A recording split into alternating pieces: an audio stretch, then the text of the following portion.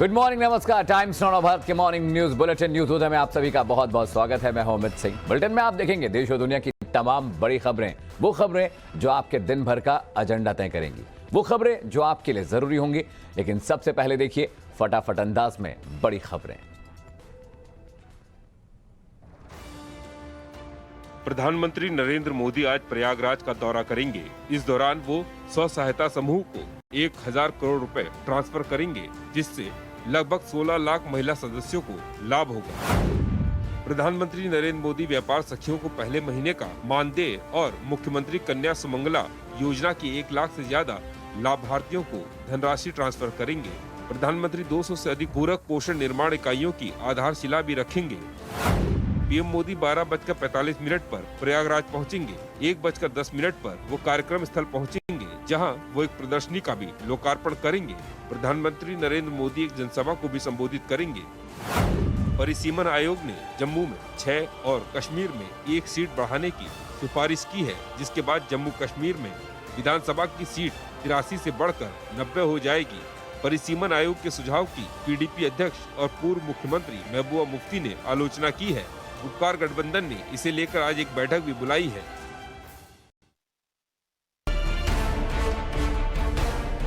बारह सांसदों के निलंबन और गृह राज्य मंत्री अजय मिश्र के इस्तीफे की मांग को लेकर विपक्षी दल आज मार्च निकालेंगे। इस मार्च में राहुल गांधी भी शामिल होंगे। भारतीय जनता पार्टी संसदीय दल की आज अहम बैठक होनी है। ये बैठक अंबेडकर इंटरनेशनल सेंटर में होगी। आज की इस बैठक में कई अहम मुद्दों पर चर्चा होनी है। सोमवार को समाजवादी पार्टी की सांसद जया बच्चन राज्यसभा में अपना आपा खो बैठी। ऐश्वर्या से ईडी के पूछताछ के जिक्र पर जया भड़क गई और सरकार से कहा, आपके बुरे दिन आने वाले हैं, मैं श्राप देती हूँ। निषादों को आरक्षण देने की मांग पर योगी सरकार ने बड़ी पहल की है। राज्य सरकार ने भारत सरकार के रजिस्ट्रार जनरल और जनगणना आयुक्त को पत्र भेजकर तत्काल मार्गदर्शन मांगा है। उत्तर प्रदेश के पूर्व मुख्यमंत्री और समाजवादी पार्टी प्रमुख अखिलेश यादव की समाजवादी विजय यात्रा आज मैनपुरी पहुंचेगी, जहां से 8वें चरण की ये यात्रा एटा के लिए रवाना होगी।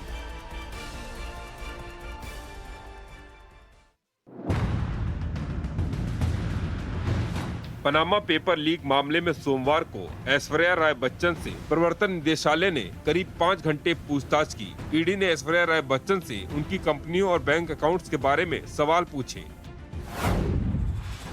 ऐश्वर्या राय का नाम पनामा पेपर लीक मामले में एक कंपनी की वजह से आया। कंपनी का नाम था अमिक पार्टनर्स लिमिटेड, जो 2004 में बनाई गई थी। इस कंपनी में ऐश्वर्या राय के परिवार के लोग ही डायरेक्टर थे। ऐश्वर्या राय को 2005 में पहले तो कंपनी का डायरेक्टर बनाया गया था, लेकिन बाद में उसी साल जून में उनको डायरेक्टर की जगह कंपनी का शेयर होल्डर घोषित किया गया। आरोप है कि ये एक शेल कंपनी थी, जिसे टैक्स बचाने के लिए बनाया गया और फिर शटर डाउन हो गया। दिल्ली की कोर्ट से कुलदीप सिंह सेंगर को बड़ी राहत मिली है। उन्नाव रेप पीड़िता की दुर्घटना केस में कोर्ट ने उन्हें बरी कर दिया है। रेप केस में कुलदीप सिंह सेंगर अभी जेल में है। दिल्ली सरकार के मोहल्ला क्लिनिक की दवा से 3 बच्चों की मौत हो गई और 16 बच्चे बीमार हो गए। इस मामले में 3 डॉक्टर बर्खास्त कर दिए गए हैं। दिल्ली सरकार ने जांच के आदेश दिए हैं। कोरोना का नया वेरिएंट ओमाइक्रॉन 79 देशों तक पहुंच गया है। WHO ने चेतावनी दी है कि 1.5 से 3 दिन में मामले दोगुने हो जाते हैं। दुनिया भर में ओमाइक्रॉन के मामले तेजी से बढ़ रहे हैं। खासकर ब्रिटेन में हालात दिनों दिन खराब होते जा रहे हैं। ब्रिटिश प्रधानमंत्री बोरिस जॉनसन का कहना है, जरूरत पड़ी तो और भी जरूरी कदम उठाए जाएंगे। ओमाइक्रॉन के बढ़ते मामलों से सुपर पावर अमेरिका भी डरा हुआ है। वॉशिंगटन डीसी के मेयर ने पूरे शहर में मास्क लगाने का आदेश बहाल किया है। साथ ही आपातकाल की घोषणा की है। यूरोपियन यूनियन के नेताओं ने रूस को लेकर बड़ी बात कही है। यूरोपियन यूनियन के नेताओं का कहना है, रूस पड़ोसी देश यूक्रेन पर हमला करता है तो उस पर और ज्यादा आर्थिक प्रतिबंध लगाए जाएंगे। भारत मध्य एशिया संवाद में अफगानिस्तान पर चर्चा हुई। विदेश मंत्री एस जयशंकर ने कहा, अफगानिस्तान के लोगों की सहायता के लिए नए रास्ते तलाशना जरूरी है। देश और दुनिया की बड़ी खबरों के बाद रुक करते हैं इस वक्त की एक और अहम बड़ी खबर का। प्रधानमंत्री नरेंद्र मोदी आज एक बार फिर मिशन यूपी पर होंगे। पीएम मोदी आज प्रयागराज का दौरा करेंगे। संगम नगरी प्रयागराज में आज पीएम मोदी कई बड़े कार्यक्रम करने वाले हैं। क्योंकि यूपी में चुनाव है, ऐसे में एक के बाद एक प्रधानमंत्री नरेंद्र मोदी यूपी के अलग अलग इलाकों में दौरे कर रहे हैं और एक के बाद एक तमाम बड़ी योजनाओं का ऐलान कर रहे हैं। दोपहर 12 बजे के बाद प्रयागराज पहुंचेंगे। यहां पीएम मोदी 2 बजे के करीब जनसभा को संबोधित करेंगे। इसके बाद दोपहर करीब 2:45 पर दिल्ली के लिए रवाना होंगे। अपने दौरे पर पीएम मोदी स्वयं सहायता समूहों के बैंक खाते में करीब 1000 करोड़ रुपए की राशि ट्रांसफर करेंगे। इससे 16 लाख महिलाओं को फायदा होगा। 202 सप्लीमेंट्री न्यूट्रिशन मैन्युफैक्चरिंग यूनिट का शिलान्यास भी होना है। तो पीएम मोदी का प्रयागराज दौरा है, क्या कुछ होगा वो समझ लीजिए। पीएम 1:10 पर कार्यक्रम स्थल पर पहुंचेंगे। उसके बाद करीब उसी वक्त 1:10 पर ही वो प्रदर्शनी का लोकार्पण करेंगे जो उनके लिए प्रयागराज में आयोजित की गई है। दोपहर करीब 1:30 बजे सीएम योगी आदित्यनाथ संबोधित करेंगे प्रयागराज की जनता को। दोपहर करीब 2 बजे पीएम जनसभा को संबोधित करेंगे। इसके अलावा करीब 2:45 पर पीएम प्रयागराज से दिल्ली के लिए रवाना हो जाएंगे। क्या क्या सौगात देंगे वो देख लीजिए। स्वयं सहायता समूहों के बैंक खाते में धनराशि ट्रांसफर करने की योजना है। इसके अलावा पीएम करीब 1000 करोड़ रुपए की राशि ट्रांसफर करेंगे इन स्वयं सहायता समूहों के लिए। करीब 16 लाख महिला सदस्यों को इसका सीधा फायदा पहुंचेगा। साथ ही साथ 202 सप्लीमेंट्री न्यूट्रिशन मैन्युफैक्चरिंग यूनिट का शिलान्यास भी करना है। 1 लाख बेटियों को कन्या सुमंगला योजना के जरिए पैसे ट्रांसफर किए जाएंगे। करीब 20.20 करोड़ रुपए की धनराशि सीधे खाते में ट्रांसफर की जाएगी। स्वयं सहायता समूहों की 20 महिलाओं से बातचीत करने का कार्यक्रम भी प्रस्तावित है।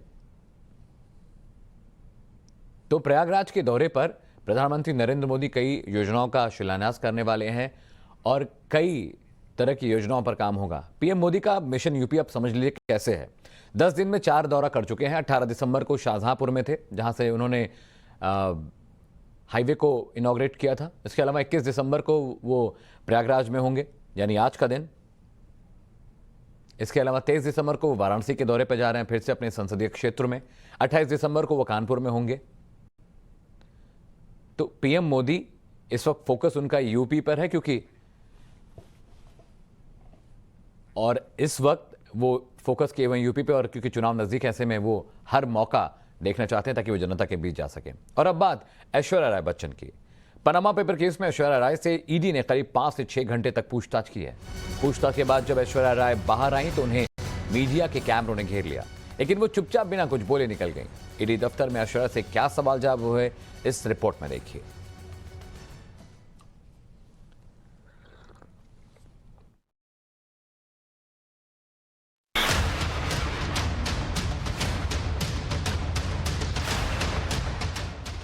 करीब 6 घंटे तक सवालों का सामना करने के बाद दिल्ली में ईडी दफ्तर से बाहर निकलने की ऐश्वर्या राय की ये पहली तस्वीर थी। ऐश्वर्या के दफ्तर से निकलते ही मीडिया के कैमरे तुरंत उनके चेहरे पर फोकस हो गए। ऐश्वर्या से पत्रकारों के पास पूछने के लिए सवाल भी कई थे, लेकिन ऐश्वर्या राय बच्चन बिना कोई जवाब दिए चुपचाप गाड़ी में बैठी और प्रवर्तन निदेशालय के ऑफिस से बाहर निकल गई।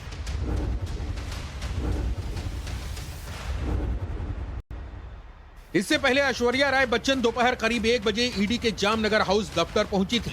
इसी सफेद रंग की कार में सवार ऐश्वर्या राय ईडी के दफ्तर में दाखिल हुई थी, जहां पहले से मौजूद कई अधिकारी ऐश्वर्या राय से पूछताछ करने के लिए सवालों की लंबी लिस्ट लेकर तैयार थे। और फिर इसके बाद दोपहर 1:30 बजे ऐश्वर्या से सवाल जवाब का सिलसिला शुरू हो गया।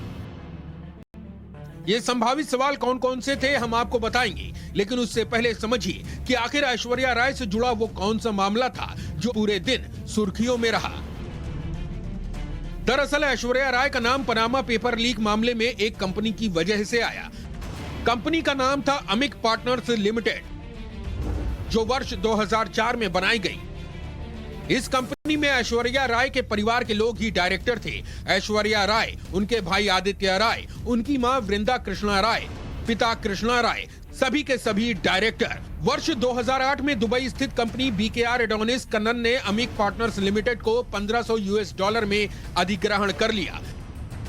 ऐश्वर्या राय को 2005 में पहले तो कंपनी का डायरेक्टर बनाया गया था, लेकिन बाद में उसी साल जून में उनको डायरेक्टर की जगह कंपनी का शेयर होल्डर घोषित किया गया। खास बात यह है कि अमिक पार्टनर्स प्राइवेट लिमिटेड को ब्रिटिश वर्जिन आइलैंड में 2004 में रजिस्टर कराया गया था और ये काम मोसाक फोनसेका ने करवाया था। लेकिन अभिषेक से ऐश्वर्या की शादी के 1 साल बाद ही अमिक पार्टनर्स को बंद करने का काम शुरू हो गया और वर्ष 2009 में ये कंपनी पूरी तरह से बंद कर दी गई।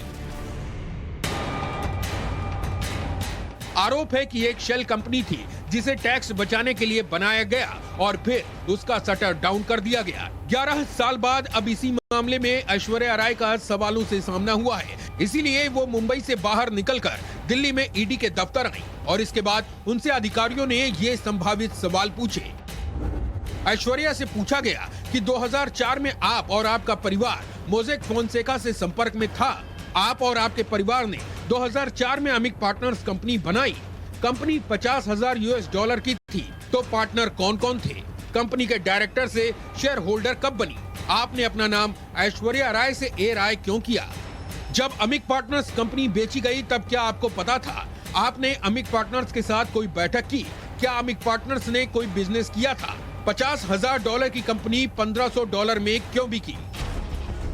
सूत्रों से खबर है कि इस दौरान ऐश्वर्या राय से कंपनी के साल 2005 से लेकर साल 2008 तक के सालाना टर्नओवर और बैंक अकाउंट से संबंधित जानकारी भी ली गई। ईडी के अधिकारियों के पास पनामा पेपर लीक केस में संबंधित कंपनी से जुड़े तमाम दस्तावेज पहले से ही मौजूद थे, लिहाजा कंपनी के बैंक स्टेटमेंट से भी ऐश्वर्या राय का सामना हुआ।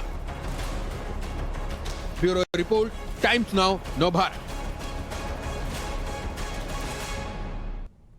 यानी पूरे बच्चन परिवार पर जांच की आनी चाहिए। अमिताभ बच्चन से भी इस सिलसिले में सवाल जवाब हो सकते हैं। वहीं कल बच्चन परिवार से जुड़ी एक और तस्वीर भी देश ने देखी। ये तस्वीर राज्यसभा से आई, जहां बीजेपी के एक सांसद की टिप्पणी पर जया बच्चन भड़क गईं और उसके बाद पूरी सरकार पर ही भड़ास निकाली।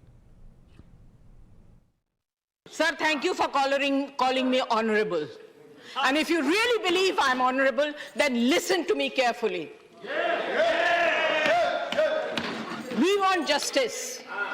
Don't expect justice from there. But can we expect it from you? How are you protecting the members of this house or the 12 members sitting outside? How are you protecting them?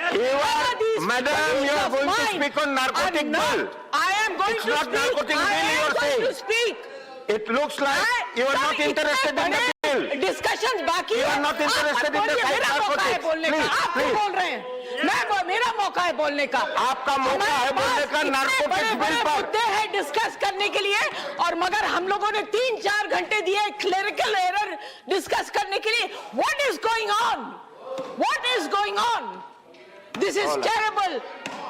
और आप सबसे मैं ये कहना चाहती हूँ, आप been किसके आगे बजा रहे हैं? आप लोग बीन किसके आगे बजा रहे हैं?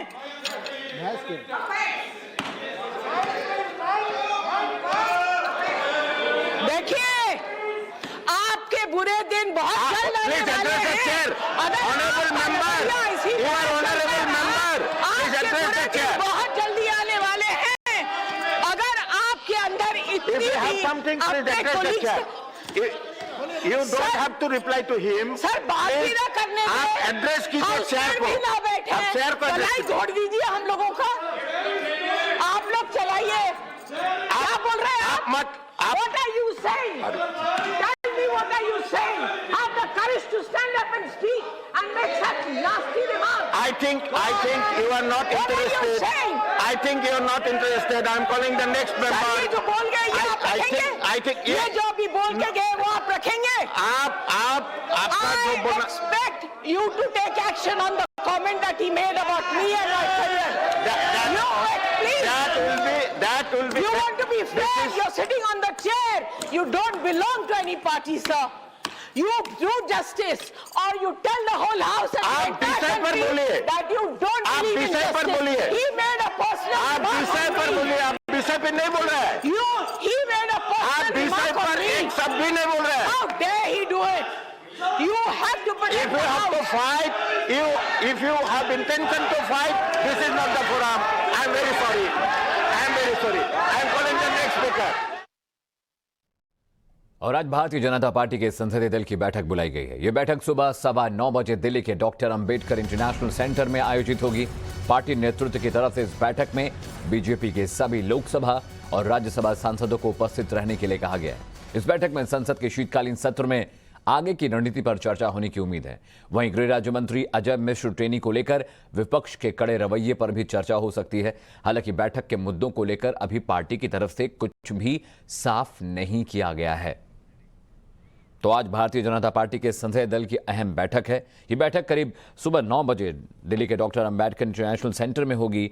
पार्टी नेतृत्व की तरफ से इस बैठक में लोकसभा राज्यसभा दोनों सांसदों को बुलाया गया है और शीतकालीन सत्र के आगे की रणनीति पर चर्चा होगी। साथ ही साथ जिस तरह के गतिरोध विपक्ष के साथ बने हुए हैं उन तमाम मुद्दों पर सरकार बातचीत करेगी, चर्चा करेगी। अजय मिश्र टेनी के मुद्दे पर भी विपक्ष लगातार अड़ा हुआ है, उनके इस्तीफे की मांग कर रहा है। तो इस मसले पर भी पार्टी के जो सीनियर लीडर हैं वो बातचीत कर सकते हैं। हालांकि अभी तक ये साफ नहीं हो पाया है कि बीजेपी संसदीय दल की बैठक का एजेंडा क्या होगा, किस मसले पे बात होनी है, किन मुद्दों पर चर्चा होनी है, इसे लेकर अभी तस्वीर साफ नहीं हो पाई है। लेकिन शीतकालीन सत्र जैसा हंगामेदार रहा है उसके बाद ये बैठक बेहद अहम हो जाती है। चलिए रुक करते हैं अगली बड़ी खबर का। देश की हवाई सुरक्षा क्षमताओं को और बेहतर ताकतवर बनाने के लिए दिशा में आज भारतीय वायुसेना ने पंजाब सेक्टर में पहला S-400 air defence missile system तैनात कर दिया है। सरकारी सूत्रों ने न्यूज एजेंसी ANI को जानकारी दी है कि पंजाब सेक्टर में पहली खेप की तैनाती की जा रही है। ये पाकिस्तान और चीन दोनों के हवाई हमलों से देश को बचाने में सक्षम है। इस महीने की शुरुआत में ही रूस से निर्मित ताकतवर एयर डिफेंस सिस्टम S-400 की सप्लाई भारत में शुरू हो गई थी। रूसी राष्ट्रपति पुतिन के हाल में भारत दौरे के दौरान इसकी सप्लाई जल्द करने का भरोसा दिया गया था। अगले साल इसकी दूसरी खेप भी मिलने की संभावना है। इस तरह की कुल 5 यूनिट भारत को मिलनी है। इसकी खासियत क्या है अब वो देख लीजिए। S-400 मॉडर्न वॉरफेयर का सबसे उन्नत किस्म का हथियार है। इसके अलावा एयर डिफेंस मिसाइल सिस्टम से लैस है जो हवा से हवा में मार करने में सक्षम है। इसके अलावा दुश्मन के एयरक्राफ्ट को आसानी से भेज सकता है, गिरा सकता है, लंबी दूरी तक मार करने की क्षमता है। न्यूक्लियर वॉर हेड भी अपने साथ कैरी कर सकता है। 4 अलग अलग मिसाइलों से लैस है। इसके अलावा जमीन से 100 फीट आसमान में खतरे की पहचान कर लेता है, यानी कोई भी मिसाइल कांटेक्ट करने से पहले यह सिस्टम हमें आगाह करता है कि हवाई हमला हुआ है। तो ये खासियत थी S-400 एयर डिफेंस सिस्टम की जो रूस से भारत ने खरीदी है। और इसकी खास बात यह है कि जैसे ही पड़ोसी मुल्क हमें टारगेट करके अपने यहाँ से मिसाइल दागेंगे, उससे कुछ ही सेकंड के बाद हमारा जो अलर्ट सिस्टम वो बता देगा कि आपकी परिधि में, आपके एरिया में एक हवाई हमला हुआ है, जिसे नाकाम करने के लिए missile automatic self propelled, self load होके और फायर हो जाएगी। और अब देखिए अपने राज्यों की बड़ी खबरें फटाफट अंदाज में। लखनऊ में समाजवादी पार्टी के नेताओं के घर चल रही आयकर विभाग की रेड सोमवार को तीसरे दिन भी जारी रही। छापेमारी में दिल्ली, लखनऊ के साथ सोमवार को बनारस जोन के अधिकारी भी शामिल हुए। रेड के दौरान एसपी नेताओं के बैंक खाते और लॉकर खंगाले गए। लखनऊ में शनिवार सुबह करीब 9 बजे ही IT की रेड पड़ी। इसके साथ ही मऊ में भी ठीक इसी समय रेड डाली गई। IT सूत्रों का कहना है कि लखनऊ में भारी मात्रा में दस्तावेज जब्त किए गए हैं। इसमें पिछली सरकार में कई फर्मों को दिए गए ठेकों और उनसे लेन देन का ब्यौरा है। रविवार को बैंक बंद होने की वजह से टीम इनके खातों की डिटेल नहीं ले पाई थी। सोमवार को टीम उन बैंकों में गई जहां इन दोनों के खाते और लॉकर हैं। टीम ने इनके कुछ खातों पर प्रतिबंध भी लगाया है। लॉकर को खुलवाकर देखा गया और दोनों के घरों से तमाम इलेक्ट्रॉनिक गैजेट्स भी कब्जे में लिए गए।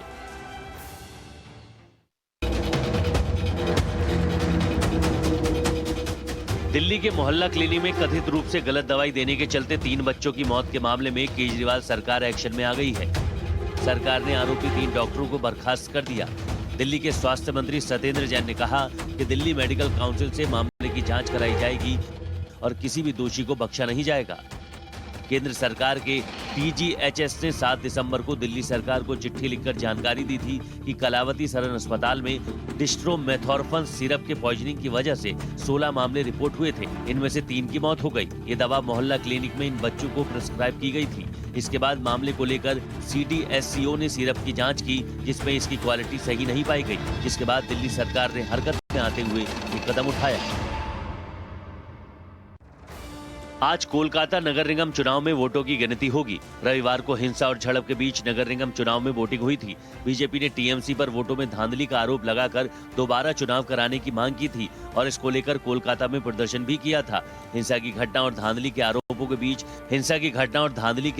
बीच 63% से ज्यादा मतदान हुआ था। अब आज इसकी वोटों की गिनती होगी। विपक्ष के नेता शुभेंदु अधिकारी ने दावा किया कि केएमसी चुनाव में टीएमसी ने डराने धमकाने की रणनीति अपनाकर और धांधली कर सभी विपक्षी दलों बीजेपी के साथ साथ वाम मोर्चा और कांग्रेस के लोकतांत्रिक अधिकार छीन लिए।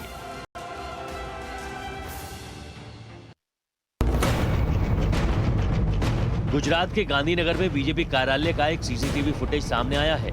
बीजेपी नेताओं का आरोप है कि आम आदमी पार्टी के कार्यकर्ता जबरन उनके ऑफिस में घुस आए। बीजेपी महिला मोर्चा की उपाध्यक्ष डॉक्टर श्रद्धा राजपूत ने इस मामले को लेकर एफआईआर दर्ज करवाई है। एफआईआर में उन्होंने आम आदमी पार्टी के कार्यकर्ताओं पर बीजेपी की महिला कार्यकर्ताओं से छेड़छाड़, उनके दफ्तर में तोड़फोड़ करने जैसे आरोप लगाए हैं। पुलिस ने उनकी शिकायत को लेकर कुल 18 धाराओं में मामला दर्ज कर लिया है। साथ ही गुजरात आम आदमी पार्टी के अध्यक्ष गोपाल इटालिया समेत 500 लोगों के खिलाफ एफआईआर दर्ज की है। बताया जा रहा है कि इस मामले को लेकर कुल 70 लोगों को गिरफ्तार किया गया है, जिसमें कि आम आदमी पार्टी की 26 महिला कार्यकर्ता भी शामिल हैं। आज सभी गिरफ्तार किए गए आरोपियों को कोर्ट में पेश किया जाएगा।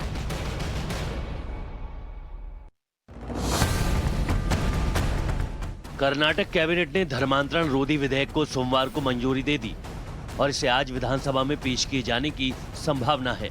जानकारी के मुताबिक मुख्यमंत्री बसवराज बोम्मई की अध्यक्षता में हुई मंत्रिमंडल की बैठक में प्रस्तावित धर्मांतरण रोधी विधेयक को मंजूरी दी गई। मंत्रिमंडल की बैठक के फैसलों के बारे में कोई आधिकारिक बयान जारी नहीं किया गया है। राज्य विधानसभा का शीतकालीन सत्र चल रहा है। प्रस्तावित विधेयक का विपक्षी दल और ईसाई समुदाय के लोग विरोध कर रहे हैं। प्रस्तावित विधेयक में दंडनीय प्रावधान किए गए हैं और इस पर भी जोर दिया गया है कि जो लोग अन्य धर्म अपनाना चाहेंगे उन्हें 2 महीने पहले उपायुक्त के पास एक आवेदन देना होगा। इससे पहले सरकार की तरफ से जारी एक बयान में कहा गया था कि जो लोग धर्मांतरण करना चाहेंगे वो अपना मूल धर्म और उससे जुड़ी सुविधाओं और लाभों को गंवा देंगे, जिनमें आरक्षण भी शामिल है। हालांकि व्यक्ति जिस किसी धर्म को अपनाएगा उसे उस धर्म में मिलने वाले फायदे मिलने की संभावना होगी। सूत्रों के मुताबिक कर्नाटक धर्म स्वतंत्रता अधिकार संरक्षण विधेयक 2021 जबरन, धोखे से, अनुचित प्रभाव, प्रलोभन या विवाह आदि से धर्मांतरण को रोकना है। और इस बुलेटिन में फिलहाल इतना ही। वक्त एक छोटे से ब्रेक का, जल्द लौटते हैं। खबरें लगातार जारी हैं।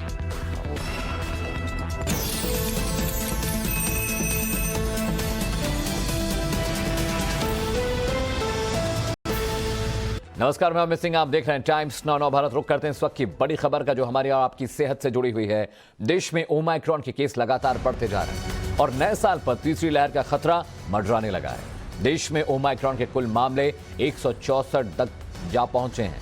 दिल्ली में सोमवार को ओमाइक्रॉन के 6 नए केस सामने आए, जिससे यहां नए वेरिएंट के कुल केसेस बढ़कर 28 हो चुके हैं।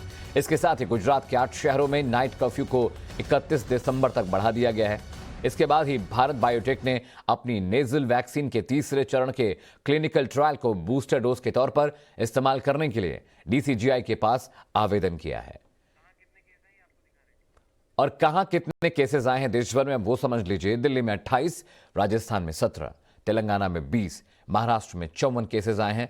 लगातार मामले बढ़ते जा रहे हैं। कर्नाटक में ये मामले बढ़कर 19 हो गए हैं। इसके अलावा अगर गुजरात की बात करें तो वहां 11 केसेस हैं।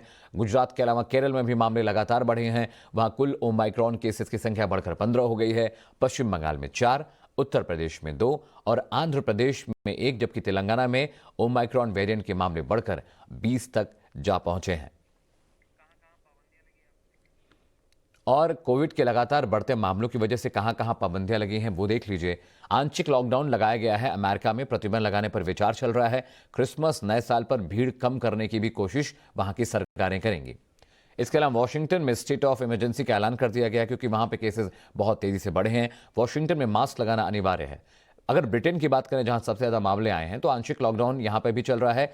प्रतिबंध लगाने पर विचार हो रहा है। क्रिसमस, नए साल पर भीड़ कम करने की कोशिश में भी यहां के प्रशासन और सरकार लगी हुई है। इसके अलावा दिल्ली के साकेत में मौजूद मैक्स हॉस्पिटल में ओमाइक्रॉन के मरीजों का इलाज किया जा रहा है। वहां कैसे वेरिएंट संक्रमित मरीजों का ट्रीटमेंट होता है, कैसे पूरा प्रोटोकॉल फॉलो किया जाता है, देखिए हमारे संवाददाता वरुण भसुन की ये रिपोर्ट। कोविड-19 यानी कि कोरोना वायरस के अब 2022 के आते आते तक बहुत से नए वेरिएंट हमने देखे। डेल्टा प्लस, उससे पहले भी बहुत से वेरिएंट थे, लेकिन अब ओमिक्रॉन एक कंसर्न बन के हमारे सामने आया है। वेरिएंट ऑफ कंसर्न बन के इस वक्त दुनिया भर के देशों में यही वेरिएंट देखने को मिल रहा है। भारत में भी ऐसा ही कुछ हुआ है। इसके मामले 150 से ऊपर हो चुके हैं और अब चिंता है कि किस तरह से इस वायरस से बचा जाए। और उसी लड़ाई में दिल्ली भी अपना काम कर रही है। दिल्ली में अब अस्पतालों की संख्या बढ़ाई गई है। उन हॉस्पिटल्स को अब यहाँ पर समझाया गया है, बताया गया है कि उस वेरिएंट से किस तरह से लड़ना है। नई गाइडलाइंस सामने आ रही हैं। तो ओमिक्रॉन से किस तरह से लड़ना है, ये जानने के लिए आज हम पहुंचे हैं मैक्स साकेत में। मैक्स हॉस्पिटल्स इस वक्त वो केसेस को देख रहा है, समझ रहा है कि ओमिक्रॉन आया है, क्या होगा, कैसे संभाला जाएगा, उस चीज को देखते हैं ग्राउंड पर। अगर ओमिक्रॉन का कोई केस आता है उस वेरिएंट का, तो किस तरह से उस मरीज का इलाज होगा, वो समझते हैं। डॉक्टर सहर इस वक्त मेरे साथ हैं। बहुत बहुत शुक्रिया मैम। अगर समझा जाए तो क्या इसको यही बोला जाए कि जैसे पहले कोविड केसेस आते हैं उसी तरह से देख रहे हैं, या फिर कुछ नया वेरिएंट आता है तो एक कंसर्न रहता है? तो देखिए, जैसे आपका कहते हैं कि नया वेरिएंट आता है, हर एक नई चीज़ के लिए हमें अपना आपको प्रिपेयर होना है। तो जो भी केसेस हैं, क्योंकि ओमिक्रॉन एक नई चीज़ है, लोग उसको अभी तक जान नहीं पा रहे हैं कि उसके लिए कैसा उसका आगे क्या रिएक्शन रहेगा। बट हमारे पास जितने भी पेशेंट्स आ रहे हैं सारे ही एसिम्प्टोमेटिक हैं। किसी के कोई ऐसे सिम्टम्स नहीं है, या माइल्ड नज़ला जुकाम खांसी आप जैसे कह सकते हैं वैसे उनका है। बट पेशेंट्स कोई भी हमारे पास कोई सीरियस नहीं है। और जो भी होगा, हमें गाइडलाइंस जो भी गवर्नमेंट से मिल रही हैं, हम सारी वो गाइडलाइंस फॉलो कर रहे हैं और उसी हिसाब से मरीज़ का इलाज हो रहा है। अभी रिसेंटली जब मैम केसेस आए तो उन्हें किस तरह से मतलब कि अटेंड किया जाता है, क्या वो प्रक्रिया रहती है, पूरा प्रोसीजर अगर समझें? तो देखिए, जब हमारे पास इन्फॉर्मेशन एयरपोर्ट से आती है, हम लोग नोडल ऑफिसर्स हैं कि हमारे पास वो एक ओमिक्रॉन सस्पेक्टेड मगर कोविड पॉजिटिव पेशेंट भेजेंगे। हमने उनके लिए एक अलग जगह बनाई है जिससे कि वो और मरीजों से ना मिल सकें, और इसका हमें इन्फेक्शन रेट जो है उसको कम करने के लिए हम उन मरीजों को अलग रखते हैं। फिर सरकार ही हमें 5 से 6 दिन बाद उनकी जीनोम सीक्वेंसिंग की रिपोर्ट बताती है। जिनका जीनोम सीक्वेंसिंग पॉजिटिव होता है उनको हम दूसरे एरिया में फिर आइसोलेट कर देते हैं, और जिनका नेगेटिव होता है उनको सरकार की गाइडलाइंस के हिसाब से, उनके सिम्टम्स के हिसाब से डिस्चार्ज कर देते हैं। उस एरिया को अगर हम समझें किस तरह से होता है, यहाँ पे हम देख पा रहे हैं पैसेज काफी, तो कैसे होता है, मतलब ये पहला तो ये हमने एरिया रखा है, जैसे आप जान सकते हैं, हमने डॉनिंग का एरिया रखा है अपने स्टाफ के लिए, क्योंकि कोई भी मरीज को देखने के लिए जो स्टाफ अंदर जाता है उसको पहले एक पर्टिकुलर ड्रेस में पहनना होता है, पीपीई में। तो ये एरिया हमने डॉनिंग एरिया अपना रखा है, जिससे यहाँ से मरीज डॉन करके, मरीज के लिए जो जितना भी स्टाफ है डॉन करके वो अंदर जाएगा। अब यहाँ पे देखिए, आपने लिखा है बेसिक आइसोलेशन वार्ड।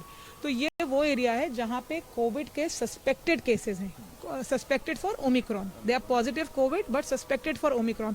उनको हमने यहाँ पे एक कैबिन में 2 लोगों को रखा है। इस वक्त अंदर हैं, तो हम प्रॉपर डिस्टेंस मेंटेन करके सारे उनके प्रिकॉशंस लेके उनको हम अंदर रखते हैं। फिर हम उनकी जीनोम सीक्वेंसिंग की रिपोर्ट का वेट करते हैं। जब उनकी वो रिपोर्ट आ जाती है तब हम उनको अलग जो है अलग एरिया में उनको हम आइसोलेट कर देते हैं। इस वक्त अगर हम देखें तो यहाँ पर वो मामले हैं जो कि शायद एयरपोर्ट पे कोविड पॉजिटिव हुए और सस्पेक्टेड थे कि ओमिक्रॉन वेरिएंट हो सकता है जिस कारण वो पॉजिटिव हैं।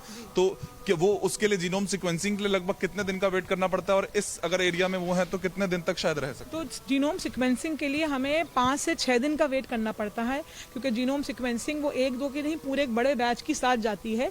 तो उसके बाद जब वहाँ से रिपोर्ट हमें आ जाती है कि मरीज जो है वो नेगेटिव है ओमिक्रॉन के लिए या पॉजिटिव, फिर हमारा नेक्स्ट स्टेप होता है। अगर वो पॉजिटिव होता है तो जैसे आप यहाँ देख सकते हैं, हमने बनाया है रेड जोन रिस्ट्रिक्टेड एरिया। यहाँ पे वो मरीज हैं हमारे जो कि हमारे ओमिक्रॉन पॉजिटिव हैं, उनको हम यहाँ पे रखते हैं। और उसके बाद फिर सरकार की गाइडलाइंस के फॉलो करने के हिसाब से उनका 5 दिन बाद फिर RT-PCR रिपीट होगा, और अकॉर्डिंगली उनका कोई सिम्टम्स हैं, कोई और प्रॉब्लम है, उसी हिसाब से डिस्चार्ज प्लान करेंगे हम उनका।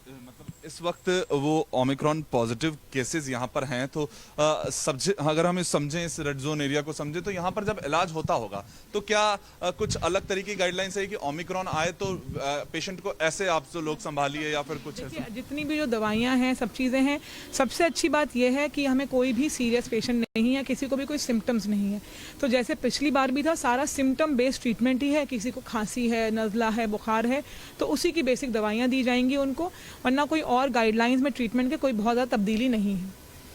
तो क्या वो मतलब कि अब जब आपकी जिनसे बातचीत होती है, बाहर से आए, किस तरह से कोई खास दवाई, जैसे हमने देखा बहुत से इंजेक्शन से लेकर कहाँ तक कि हमने जो दूसरी वेव देखी थी, वैसा कुछ अभी इस समय तक ऐसा अभी कुछ भी नहीं है, क्योंकि उन लोगों को बेसिक तो रिक्वायरमेंट ही नहीं है अभी, बस उनको आइसोलेशन की रिक्वायरमेंट है, अच्छा खान पीन की ज़रूरत है जो हम उनको प्रोवाइड करते हैं, साइकोलॉजिकल सपोर्ट देने की ज़रूरत है, बिकॉज वो भी बाहर से आए हैं, यहाँ पे एकदम से पॉजिटिव पाए जाते हैं, फैमिली से अलग रखना पड़ता है उनको, तो एक साइकोलॉजिकल सपोर्ट ज़रूर उनको चाहिए, अदरवाइज उसके अलावा वो बिल्कुल फिट है लोग।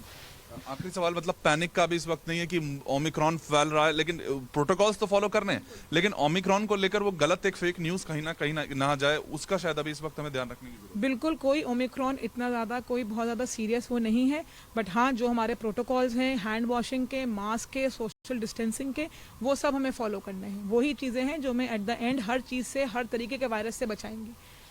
Thank you so much. देखिए इस वक्त जिस जगह पे मैं हूँ वहाँ पर वो एक रेड जोन है, यहाँ पर ओमिक्रॉन के केसेस जो पॉजिटिव हैं उस वेरिएंट के, वो इस वक्त अंदर हैं, उनका इलाज चल रहा है। जो अब तक यहाँ पर इन्फॉर्मेशन वो ये है कि वो सिम्टम्स जो थे उनको बहुत माइल्ड हैं, उनका अच्छे से इलाज चल रहा है, कुछ समय में वो इलाज लेकर डिस्चार्ज हो जाएंगे। पर यहाँ पर खबर यही है कि विदेश से आने वाले लोगों को जितनी जल्दी आप एक जगह पर लाएं और उनका जो फैलने का जो रेट है ना उसको कम करना बहुत ज़रूरी है। इस तरीके से अब हॉस्पिटल्स की संख्या दिल्ली में बढ़ा दी गई है, दिल्ली में नॉर्मली भी जो बेड्स हैं उनकी संख्या एक बार फिर से बढ़ाई जा रही है। जून के बाद जो मामले देखने को मिले दिसंबर में, वो वापस से एक बड़ा उछाल आया है। 100 से ज़्यादा मामले कोविड पॉजिटिव हैं, उसमें से कितने ओमिक्रॉन है इस चीज़ का पता लगाने के लिए अभी जो प्रक्रिया है उसमें समय लगता है।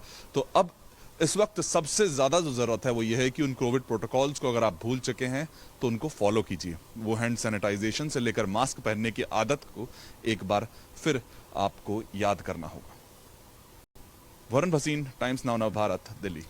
और ओमाइक्रॉन के खिलाफ बूस्टर डोज कितनी कारगर है? क्या वो वक्त आ गया है कि देश में बूस्टर डोज दी जाए? बूस्टर डोज से जुड़े सारे सवालों पर हमारे संवाददाता वरुण भसीन ने साकेत के मैक्स अस्पताल के डॉक्टर संदीप बुधिराजा से खास बातचीत की है, सुनिए। कोरोना का नया वेरिएंट ओमिक्रॉन आ चुका है, इससे कैसे बचेंगे? क्या ये तीसरी लहर लाएगा? ऐसे ही कुछ सवाल आपके दिमाग में है, उसको आज सॉल्व कर देते हैं। इस वक्त हमारे साथ डॉक्टर संदीप बुधिराजा हैं, उनसे समझेंगे कि वो वेरिएंट कितना खतरनाक है और उससे बचने के लिए अब क्या कुछ तैयारियां हैं, क्या बूस्टर काम करेगा नहीं करेगा, सब समझते हैं उनसे। सर बहुत बहुत शुक्रिया समय देने के लिए। सबसे पहले तो सर, ओमिक्रॉन कोविड-19 शुरू हुआ 19 के साथ साथ, लेकिन अब 22 आ रहा है, तो 22 में क्या शुरुआत ओमिक्रॉन के साथ होने वाली है या फिर इस तरह के और भी वेरिएंट बहुत आएंगे? देखिए मेरे ख्याल अभी तो हमें सिर्फ ओमिक्रॉन की बात करनी चाहिए। वेरिएंट्स पोटेंशियली आ सकते हैं, लेकिन हो सकता है ये ओमिक्रॉन इस पैंडेमिक का अंत हो। तो ये एक पॉजिटिव नोट से मैं शुरू करना चाहूँगा। डेफिनेटली अगर हम देखें कि अब 2022 में पहले 2-3 महीने तो लग रहा है कि ओमिक्रॉन का नंबर बढ़ेगा, और हमें कोई रीज़न नहीं है ये सोचने का कि हिंदुस्तान दूसरे देशों से डिफरेंटली बिहेव करेगा। अभी तक जिन जिन कंट्रीज़ में ओमिक्रॉन गया है, अगर हम साउथ अफ्रीका की बात करें जहाँ से स्टार्ट हुआ, उसके बाद यूके में या यूरोप में, जिस कंट्री में वो गया है उसने बहुत रैपिडली वहाँ पे स्प्रेड हुआ है। अब जिस तरह इंडिया में भी अगर हम देखें पिछले हफ्ते में जिस तरह केसेस बढ़ रहे हैं, 150 केसेस आए हैं, अगर उनका डबलिंग टाइम देखें तो 3 दिन है, दूसरे देशों में 2 दिन 1 दिन भी है, तो लग तो ये रहा है देख के कि नंबर्स बढ़ेंगे। बट एक पॉजिटिव नोट इसमें यह है कि जहाँ जहाँ पे भी ये आया है वो डिज़ीज़ ओवरऑल माइल्ड रही है, प्रीवियस स्ट्रेन्स की तरह, डेल्टा की तरह उतनी सीवियर नहीं रही है, लेकिन उनसे कहीं ज़्यादा इन्फेक्शस है और कहीं ज़्यादा जल्दी स्प्रेड करता है। सर किस तरह की फिर तैयारी चाहिए? अगर सिर्फ ओमिक्रॉन की इस वक्त मैं बात करूं, अगर मामले उसके सबसे ज़्यादा बढ़ सकते हैं, तो क्या वो तैयारी हमें ग्राउंड पर इस वक्त चाहिए होगी, एक नए वेरिएंट को देखते हुए और कोविड अगर वापस से अगर केसेस बढ़ते हैं उसको देखते हुए? देखिए जैसे मैंने अभी कहा कि मोस्टली ये डिज़ीज़ माइल्ड है, बट नंबर्स बहुत ज़्यादा हो सकते हैं, तो ज़्यादातर लोगों को हम होम क्वारंटाइन, होम आइसोलेशन से मैनेज कर पाएंगे। तो OPD consults, tele consults, 1-to-1 consultation से पेशेंट्स को, मोस्टली पेशेंट्स को मैनेज कर पाएंगे। लेकिन जैसे मैंने कहा कि बहुत हाईली इन्फेक्शस है, नंबर्स बहुत बढ़ सकते हैं, तो अगर जिसको हम डिनोमिनेटर बोलते हैं, अगर डिनोमिनेटर बढ़ेगा तो कुछ फ्रैक्शन उसका डेफिनेटली हॉस्पिटलाइजेशन जरूरत पड़ेगी, चाहे वो नंबर परसेंटेज वाइज कम हो, लेकिन वो एब्सोल्यूट नंबर्स ज़्यादा हो सकता है। तो और क्योंकि ये बहुत छोटे शॉर्ट पीरियड में होगा, शॉर्ट स्पैन ऑफ टाइम में होगा, इसलिए पॉसिबिलिटी है कि हमें हॉस्पिटलाइजेशंस के नंबर बढ़ जाएं एकदम। तो हमें तैयारी रखनी है पूरी हर तरह से। तैयारी क्या रखनी है कि हमें हॉस्पिटल में एडिक्वेट बेड्स होने चाहिए, ठीक है, supply of medications, availability of oxygen, availability of man power, availability of PPE and mask, ये सब चीज़ें होनी चाहिए। तो ये इस तरफ हमें पूरी तरह सतर्क रहना है। हमारे वेंटिलेटर्स, क्रिटिकल केयर सर्विसेज होनी चाहिए पूरी तरह। बच्चों को हैंडल करने के लिए हमारे पास फैसिलिटीज़ होनी चाहिए।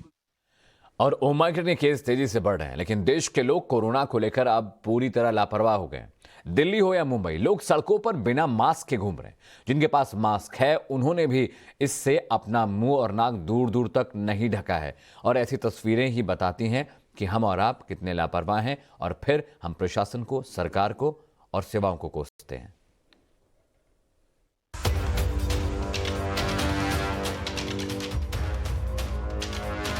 आगे से ध्यान रखेंगे हम। आप आगे से ध्यान रखेंगे? हाँ, मास्क लगाएंगे? मास्क लगाएंगे जरूर।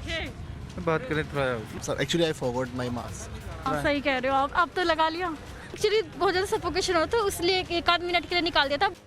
आप बहाने गिनते गिनते थक जाएंगे, लेकिन ये बहाने न कभी खत्म हुए हैं और न ही कभी खत्म होंगे।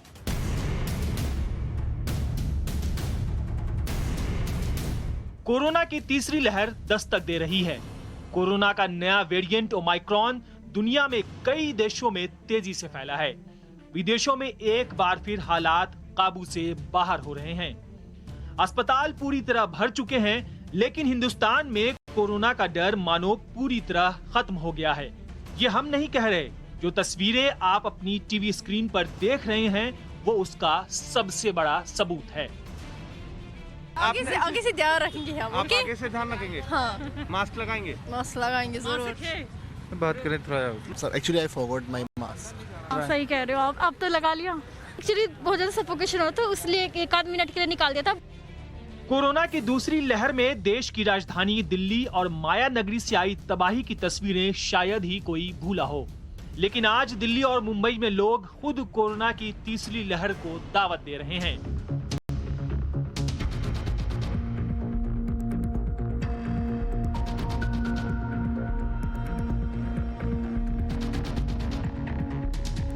सबसे पहले आपको दिल्ली के दिल कनॉट प्लेस की तस्वीरें दिखाते हैं। कुछ लोग तो बड़ी ही शान से बिना मास्क के घूम रहे हैं, यानी ये मान चुके हैं कि कोरोना अब खत्म हो गया है। तो वहीं जिनके पास मास्क है तो वो बस नाम का ही है, काम का नहीं। जिन्होंने भी मास्क लगाया हुआ है, मुंह और नाक को ही नहीं ढक रहे, यानी जहां मास्क होना चाहिए वहां ही नहीं है। टाइम्स नाउ भारत संवाददाता अमित गौतम ने जब लोगों से पूछा कि उन्होंने मास्क क्यों नहीं लगाया हुआ, तो उनके जवाब आप भी सुनिए। मैं इस वक्त दिल्ली के सीपी कैनॉट पैलेस पर मौजूद हूँ और पालिका पार्क। आप ये देखिए मेरे पीछे के नज़ारे को। यहाँ पर जो लोग हैं, कुछ लोग जो कोरोना गाइडलाइन का पालन बिल्कुल नहीं करें, ऐसे में काफ़ी ज़्यादा मास्क भी नहीं लगा रहे हैं। सर, मैं आपसे बात करना चाहूँगा कि देखिए इस तरफ ओमिक्रॉन कितनी तेज़ी से वायरस फैल रहा है, मास्क क्यों नहीं लगाया था? बात करें थोड़ा। सर मेरी बात बताइए, आप बताइए, ओमिक्रॉन वेरिएंट काफ़ी तेज़ी से फैल रहा है, तो मास्क क्यों नहीं लगा रहे हैं आप? Sir actually I forgot my mask. आप ले भी सकते थे, इतनी तेजी से, मतलब आप देख भी रहे हैं कि जहां आप घर से बाहर निकलते सभी मास्क लगाए हुए होते हैं। आपको पता है ना कितनी तेजी से फैल रहा है, कितना खतरनाक साबित हो रहा है, स्प्रेड स्पीड कितनी ज्यादा है। पिछले डेल्टा वेरिएंट की बात करें तो उससे 3 गुना 4 गुना ज्यादा है। आई एम सॉरी, अभी जस्ट ले रहा हूँ मैं मास्क। मैम आप ये बताइए, आपने मास्क क्यों नहीं लगाया? तेजी से ओमिक्रॉन वायरस फैल रहा है। सही कह रहे हो, आप तो लगा लिया। भूल क्यों है? आपको पता है कि ये इतना तीसरी लहर की संभावना हो जा रही है। अगर आप ख्याल नहीं रखोगे, जनता ख्याल नहीं रखेगी, तो ये तीसरी लहर आने में भी देरी नहीं है ना। एक्चुअली बहुत ज्यादा सफोकेशन होता है, इसलिए एक आध मिनट के लिए निकाल दिया था। बट मास्क लगाना बहुत बहुत बहुत जरूरी है सबके लिए। आगे से ध्यान रखेंगे हम। आप आगे से ध्यान रखेंगे? हाँ, मास्क लगाएंगे? मास्क लगाएंगे जरूर। बहाना तो आपने सुन लिया, अब गौर करने वाली बात भी सुन लीजिए। दिल्ली में कोविड के केस एक बार फिर बढ़ने लगे हैं। 6 महीने बाद दिल्ली में 100 से ज्यादा कोरोना के नए केस सामने आए हैं। कुछ दिन पहले तक दिल्ली में रोजाना 30 से 35 केस ही सामने आ रहे थे। दिल्ली में ओमाइक्रॉन के 2 और नए केस सामने आए हैं। दिल्ली के बाद अब रुख करते हैं माया नगरी मुंबई का। दूसरी लहर की शुरुआत देश में महाराष्ट्र से ही हुई थी और मुंबई में रोज रिकॉर्ड केस सामने आए थे। मुंबई के लोग भी दिल्ली वालों की तरह कोरोना को कुछ इस अंदाज में ठेंगा दिखा रहे हैं। बहुत से लोगों के पास मास्क नहीं है, जिनके पास है उन्होंने पहना नहीं है। इन भाई साहब को देखिए, बड़े आराम से स्कूटर चलाते हुए आ रहे हैं। हेलमेट पहना है लेकिन उसके अंदर मास्क नहीं है। ये जनाब रेहड़ी पर सब बेच रहे हैं, मास्क इनके चेहरे पर भी नहीं है। लेकिन जैसे ही मुंबई के लोगों की नजर टाइम्स नाउ भारत के कैमरे पर पड़ी तो उन्होंने मास्क लगाने में ज्यादा देरी नहीं की। यानी कैमरे के डर से मास्क तो लगा लिया, लेकिन जान का डर इन्हें नहीं है। इस बीच स्वास्थ्य मंत्री ने आज राज्यसभा में कहा कि सरकार कोरोना के खिलाफ जंग में पूरी मेहनत कर रही है। फर्स्ट डोज 88% लग चुका है, सेकंड डोज 58% लग चुका है। देश की ज्यादातर पॉपुलेशन आज वैक्सीनेटेड है और ये वैक्सीनेशन अभियान के माध्यम से हमारे देश के नागरिकों को कोविड के सामने एक महत्वपूर्ण सुरक्षा हासिल हुई है। कोरोना के खिलाफ लड़ाई में जब तक लोग सावधानी नहीं बरतेंगे तब तक ये महामारी दुनिया को परेशान करती रहेगी। और यूपी चुनाव से पहले हर पार्टी महिलाओं को अपने साथ जोड़ने की पुरजोर कोशिश में जुटी है, लेकिन सवाल यह है कि यूपी की आधी आबादी के लिए मुद्दे आखिर क्या हैं? ग्रामीण और शहरी महिलाओं के मन में क्या चल रहा है? सबसे पहले बात ग्रामीण महिलाओं की। हमारी सहयोगी हर्षा ने ग्रेटर नोएडा के गांव में महिलाओं के मन की बात जानने की कोशिश की। उनकी ये रिपोर्ट देखिए।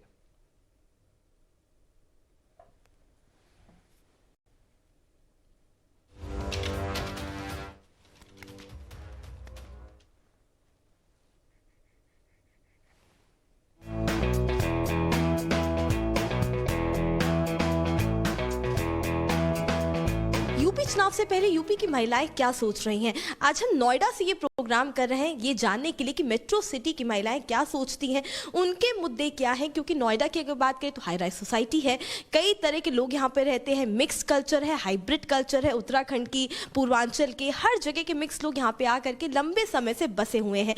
लेकिन यहाँ के लोग जब वोट कास्ट करने जाएंगे, खास करके महिलाएं जब करने जाएंगी वो अपना वोट कास्ट, तब उनके जहन में वो क्या बातें होंगी जो सबसे ज्यादा जरूरी होंगी। शुरू करते हैं, सीधे महिलाओं से पूछते हैं। मैम, अगर आपकी बात करें, आपके लिए वो कौन से मुद्दे हैं जो बेहद अहम हैं, जिसको लेकर के सबसे ज्यादा सरकार को फोकस करना चाहिए तब जब वो महिलाओं की बात करते हैं? सिक्योरिटी सबसे प्राइम इंपॉर्टेंट मोटिव है। I am a single lady, I live alone my self, I am an advocate, practice करती हूँ मैं दिल्ली और नोएडा में। लेकिन इतना पढ़ के भी, इतना एम्पावर होके भी, एक लॉयर होके आज के टाइम में मुझे खुद सुरक्षित फील नहीं होता है। अपने ऑफिस से हम जल्दी निकलने की कोशिश करते हैं कि भाई अंधेरे से पहले घर पहुंच जाए, कहीं ट्रैफिक जैम में ना फंसे। ट्रैफिक जैम में गाड़ी का शीशा खुला हुआ है, मेरा मोबाइल चोरी हुआ है, तो इतनी भी सेफ्टी नहीं है कि आप अपनी गाड़ी के अंदर सेफ हो। तो मुझे नहीं लगता कि अभी भी कोई फर्क पड़ा है and the government really needs to do something. सरकार तो दावा करती है कि माफिया राज कम किया गया है, गैंगस्टर्स को जेल में भेजा गया है, सिक्योरिटी की को कंपेयर किया जाता है। ये सरकार कंपेयर करती है, बताती है कि जब पिछली सरकारें थी तब महिलाएं 7 बजे के बाद नहीं निकल पाती थी घर से बाहर, ईव टीजिंग, चेन स्नैचिंग जैसी घटनाएं बहुत होती, लेकिन अब क्राइम का ग्राफ बेहद कम हुआ है। ये दावे हैं सरकार के? ये मेरे ख्याल से सिर्फ दावे हैं। मैं अरुण विहार नोएडा में रहती हूँ, जहाँ पे आज भी चेन स्नैचिंग होती है, लेडीज से होती है। मैंने खुद देखा है, कोई लेडी चल के जा रही है, सामने से 2 बाइक पे बंदे आते हैं, लेडी को धक्का मार के फोन छीन लिया, चेन छीन ली, उनके गले में भी चोट लगी, फोन तो गया, चलो गया, लेकिन यहाँ पे लाइफ का कितना बड़ा थ्रेट है। तो ये सिर्फ मेरे लिए दावे हैं और बहुत जरूरत है इसमें काम करने की। आपको क्या लगता है, आपके अनुसार क्या होना चाहिए, सरकार को किस तरफ फोकस करना चाहिए? नहीं, I think they need to work on security. I will tell you, my mother in law अभी some time back, she was walking in the market, someone in a police uniform, he came and he was trying to take the jewelry and all. She got alert and she got back timely. She got attentive and thankfully we were saved, but it needs a lot of attention. सरकार कह रही है कि उन्होंने बहुत काम किया है। मैम, सरकार ने जो काम किया अनाउंस भी किया है। एंटी रोमियो स्क्वाड्स बनाई थी, ट्रिपल तलाक के पीछे पड़ गए थे, लेकिन सरकार एक इंडिविजुअल के लिए तो नहीं रिस्पॉन्सिबिलिटी ले सकती। अब अगर कोई बाइक पे आ रहा है और वो चेन स्नैच करके जा रहा है तो किस लेवल पे उसको हमें ठीक करना है। सिक्योरिटी अभी भी बहुत बड़ा मुद्दा है। मेरी एक सिंगल डॉटर है, वो घर से बाहर जाती है, मुझे डर लगता है। मैं नोएडा में ही रहती हूँ। वो साइकिलिंग के लिए गई और मेरे को वापस आई, कई दिनों तक एक्सरसाइज नहीं करी। मैंने कहा क्यों? कहती वो रास्ते में ना एक लड़का सा मिला, तो उसने कहा तेरे को तो मैं 2-3 दिन में बताऊंगा, यहीं रहता हूँ। पुलिस को जाके आप कहाँ ढूंढेंगे ये लोग इन लोगों को? द प्रॉब्लम इज हमारी सिक्योरिटी के लिए इतने स्ट्रिक्ट रूल्स बना दो, इतने ज्यादा कि अगर एक लेडी, हाँ इसका फायदा ना उठाया जाए, प्रॉपर तफ्तीश हो, लेकिन अगर एक कंप्लेन की जाती है और उस कंप्लेन को प्रूव कर दिया जाता है तो मैम इसकी सजा बहुत, लोगों को डर जाना चाहिए कि हम ईव टीजिंग करने जा रहे हैं, लोगों को डर जाना चाहिए कि मैं चेन स्नैच कर रहा हूं, लोगों को पता होना चाहिए कि मेरा हश्र क्या होगा अगर मैंने ये किया तो। मेरे को लग रहा है कि काफ़ी सुधार हुआ है, जो भी पुलिस की प्रणाली है उसमें जब से कमिश्नरेट आया है यहाँ पे काफ़ी सुधार हुआ है। अगर हम 112 पे फ़ोन करते हैं इमीडिएटली 112 रिस्पॉन्ड करता है। लड़कियां कंधे से कंधा मिला के चल रही हैं and they are coming forward to do anything, government is promoting them. मेरी नज़रों में जो आज की जो औरत है, इस वक्त का जो मुद्दा है, जो पॉलिटिकल सिनेरियो को देखते हुए, उसमें यह है कि one has to be a nationalist. We hardly get a pension, उसके ऊपर भी टैक्स है। I am going to pay about 2 lakhs of tax this year, just imagine from where am I going to पे?